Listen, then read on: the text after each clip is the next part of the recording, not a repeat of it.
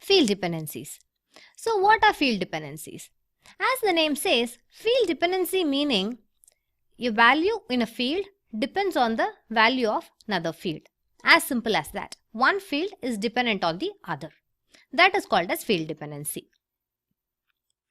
In fact, this is a very common scenario that we encounter in our day-to-day life.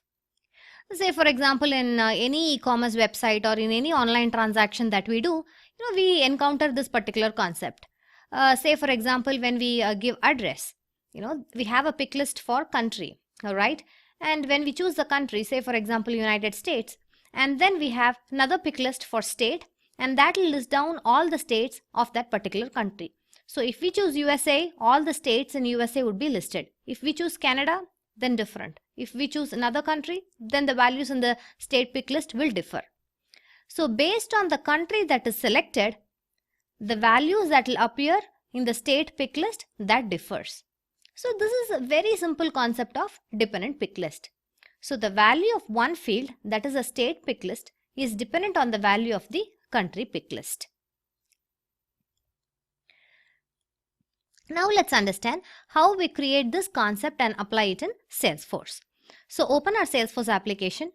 For understanding this concept of field dependency, what I have done is, for the instructor object, I have created two pick list fields. One is a category field, the other is a subcategory field. Alright, it may not really apply for this particular scenario of instructor object, but just for understanding the concept, I have created these two pick list fields. One is the category field and the other is a subcategory field, and both these fields are visible in the UI. For the category fields, field type, I have chosen three values: category 1, category 2, category 3. And for the subcategory, for this pick list, I have chosen these values: subcategory 11, 12, 13, 21, 22, 23, 31, 32, 33. Alright, so now that both our pick list fields are ready, let's create a field dependency. So how do we create a field dependency? Go to the object definition page, and in custom fields and relationships, you would see an option, field dependencies. Hit the field dependencies button. As we see, there are no field dependency as such created. Let's create one. Hit the new button, and here we see the controlling field and the dependent field. So what is this? So basically, controlling field is the one that controls what are all the values to be displayed in the dependent field. A quick description of that is given here. So in our case, the controlling field is the category field, right? So let me choose category, and dependent field would be the subcategory. So I have chosen subcategory here. Hit the continue button. And then this is the matrix that is showing us the values of how it has to be displayed. So for category 1 category, the subcategory values, I am choosing these three. Just double click on that and they will get enabled. For category 2, choose the values, and for category 3, these are the values. Alright. So these are the values, the subcategory values for the respective category values. So once done, hit save. There's also a preview button. You can use that and see the values. Now that the field dependency is perfectly created, let's go to the instructor object, create a new record. Let me create a test value. And here you see there are two pick lists. This is the controlling field and this is the dependent field.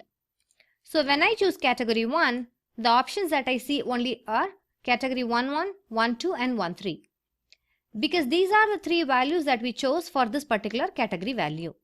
And when you change the category, the subcategory values also get changed. 31, 32, 33. Alright, so based on the value that we select in the category pick list, the values in the subcategory pick list changes. Meaning, based on the value in the controlling field, the value in the dependent field changes. So this is the overall concept of field dependency. Now that we have got a basic understanding of this concept of field dependency, let's take a quick look at the various considerations that we have in this concept. Point number 1. So when we talk about this concept of field dependency, so which are all the field types that we can use as part of this field dependency concept. There are only 3 field types that we can use for field dependencies: checkbox, pick list, multi-select pick list. Only these 3 fields can be part of the field dependency concept. Checkbox fields can be controlling fields but not dependent fields. Yes. So when we say checkbox fields, it is not that it can be both controlling and dependent. Checkbox fields can always be only controlling fields and it cannot act as dependent fields.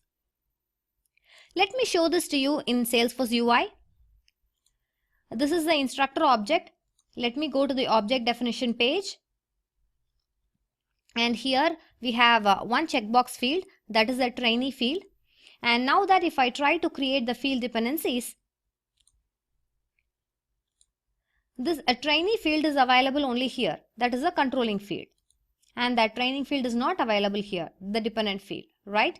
So it means checkboxes can only be a controlling field and not dependent field. Next consideration. Multi-select pick list can be dependent pick list but not controlling fields. It's the other way around. So when we say multi-select pick list, it can only act as dependent fields but not the controlling fields. So multi-select pick list here in instructor object, we have the multi-select pick list as subject areas.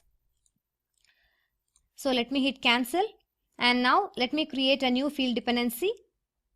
And the controlling field, I do not see that multi-select pick list subject area, and in dependent field I see subject areas, meaning multi-select pick list cannot serve as controlling field but only act as dependent fields. Perfect. Moving on. Now let's talk about pick list fields. Now that we know checkboxes, we know multi-select pick list. How about the regular pick list?